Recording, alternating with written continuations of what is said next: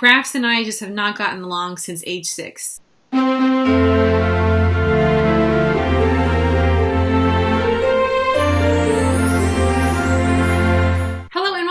Pigaro HQ. My name is Laura, and today I am bringing you the first official video in the Guinea Pig 101 series.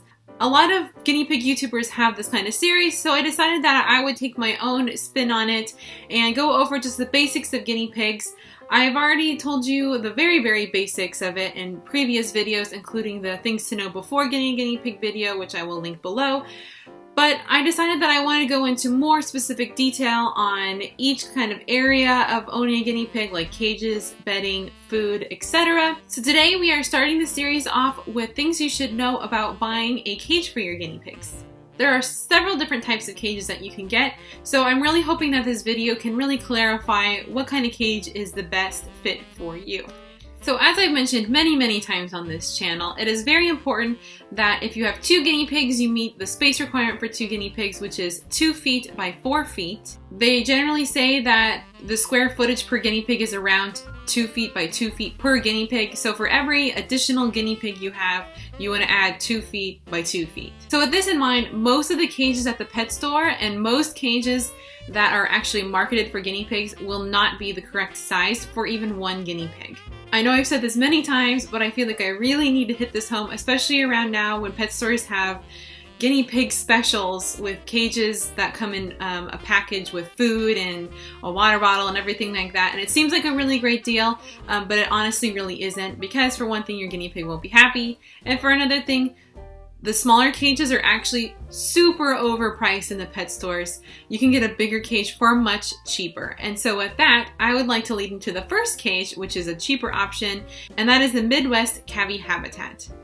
These are actually the cages that I choose to use. I really like them because, as I've mentioned before, I am not a DIY person.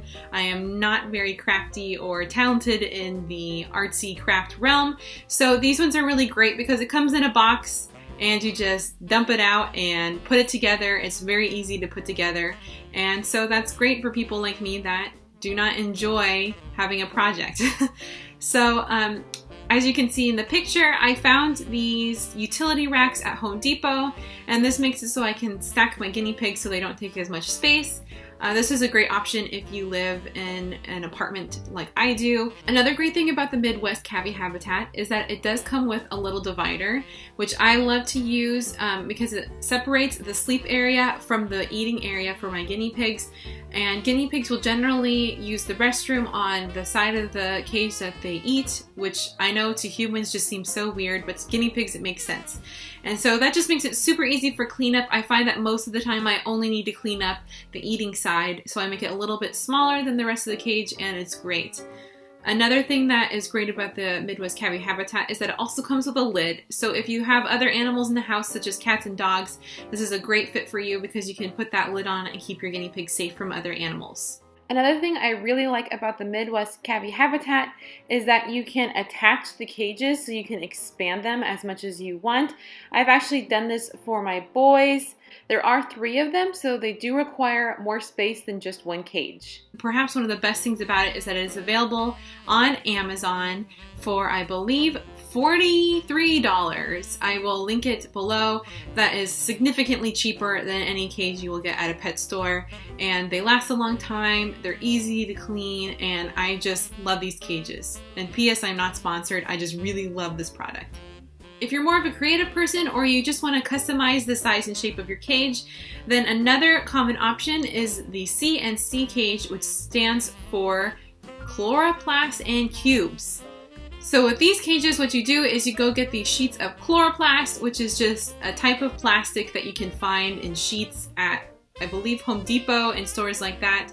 And you can cut them into the right size cage that you want, and you can add ramps and levels and things like that. And then what you do is you add these grids, like the ones that you find at Target and Bed Bath & Beyond, and that's how you make the cage part of the cage part of the cage. So as I mentioned, this is a great option for people who maybe need to customize the size of their cage to be a little bit bigger for more guinea pigs. Or if you are wanting to have a second story for your guinea pigs to kind of maybe isolate the sleep area from the food area, this is a really good option for you.